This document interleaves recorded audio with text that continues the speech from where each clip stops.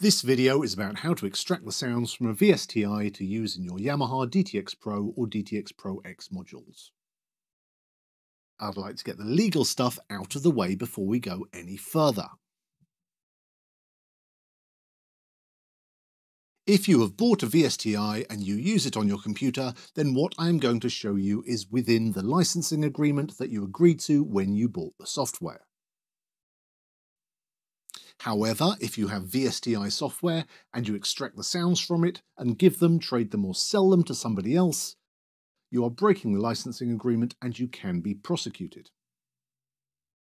Similarly, if you purchase or take a sound from a VSTi without buying the whole package from the company who made it or a legitimate reseller, in other words, you get the sound from a private individual or site, you are also breaking the licensing agreement and can be prosecuted.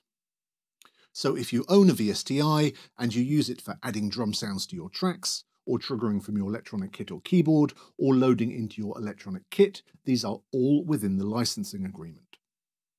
But do not swap, sell, or trade the sounds with anyone else, otherwise you will be breaking the law. Now that we have got that cleared up, let's get on with it. The idea behind using a VSTi for sounds on your electronic kit is very simple.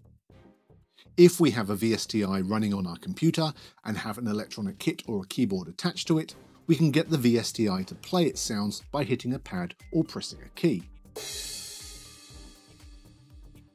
So what this video is about is getting the computer to trigger the exact articulations and velocities of the samples in the VSTi that we need in the order that is most convenient so that we can export the results as an audio file. Then we simply chop up the audio file into individual hits, tidy them up, and load them into our modules. The computer will be doing most of the heavy lifting, and we can repeat this very easily and quickly. Let's assume that we have our VSTi running on a DAW, Digital Audio Workstation, like Logic, Cubase, Pro Tools, Ableton, etc. In most VSTis, the snare will have 3 or more articulations, but the 3 we are going to look at are the head or center, the rim shot, and the cross stick or side stick sound. You can trigger those from your electronic kit or your keyboard using the associated MIDI note. On most, but not all VSTis, the snare has at least 3 MIDI notes assigned to it, but the main ones, and the ones we will be using here, are snare head or center on D1 or 38, rim shot on E1 or 40, and cross stick or side stick on C#1 or 37. The reason there are 2 names for each note is one is the pitch on a piano, D1 for example, and the other is the MIDI note number, 38 for example. You can use either one. Well, this comes down to you and how many layers and repeating samples or round robins you want. On the DTX Pro and DTX ProX, we can use anything from 1 velocity layer, which would not sound very realistic for a drum, to 10 velocity layers, which would sound much more realistic. Then we can use the 4 alternating layers, A, B, C and D, inside the modules to create 4 round robins or repeating samples. So the same sound is never played twice in a row. Again, this makes it even more realistic. So for this example, I'm going to use 40 head or center samples, 40 rimshot samples, and 40 cross stick or side stick samples. 10 velocity layers and 4 round robins for each articulation.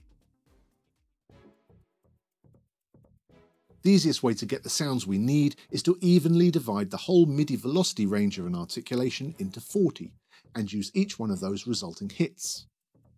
MIDI has 128 velocity layers from silence 0 to full volume 127.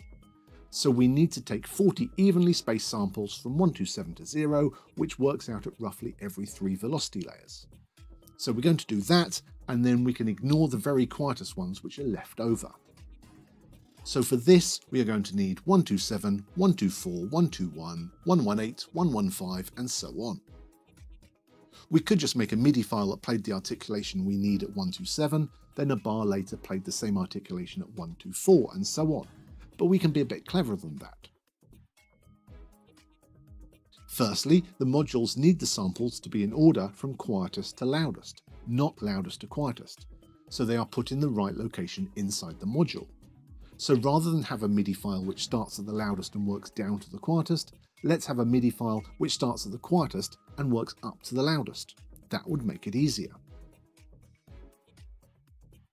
So as we need to load them into the module in groups of 10, why extract all 40 notes per articulation from quiet to loud and then have to rearrange them all into groups of 10 in the correct folder?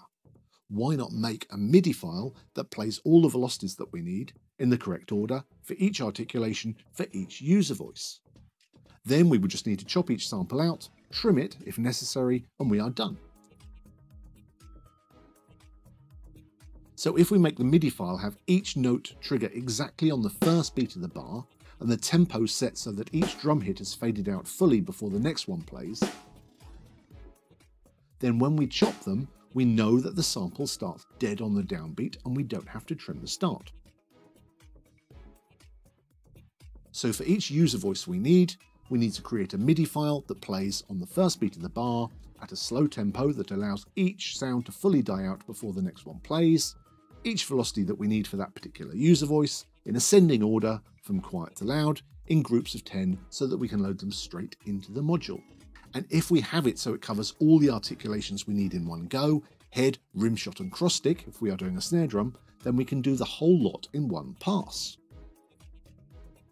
Then we just play the MIDI file in our DAW, triggering our VSTi, and export the results as an audio file. Then we put that audio file into our DAW again and chop on the downbeat of every bar, which, because we made each MIDI note play exactly on the downbeat, means we'll get perfectly trimmed, at the start at least, audio files. As long as we have chosen a tempo which suits the length of each hit, we will have the previous note die out fully before the next note is played, as I mentioned earlier. Then we extract each group of 10 samples, which are now separated, into separate folders, and we have all the hits we need for each user voice in the right order. We just need to name the folders so we know what is what, and we're ready to go. I would normally, at this point, load the samples into an audio editor and just check the starts and ends of each file, remove any empty space, and add a fade in or out if required. This is entirely optional, but if you hear clicks on playback, that often means the start and ends of the samples needs a quick look at. And that's it. Simple as that. It might seem initially very complicated, but the great thing about doing it like this is that once you have everything set up on your DAW, you can repeat it very quickly for the next drum that you want to do, simply by dragging the MIDI file up or down to trigger a kick or a tom or whatever you need. Using this method, it now takes me about 10 minutes or less from finding a sound on a VSTi I like to having it fully loaded in and playing back off the kit. For more information about loading the sounds you've extracted using this method into the DTXpro or DTXproX modules, see the other videos linked below.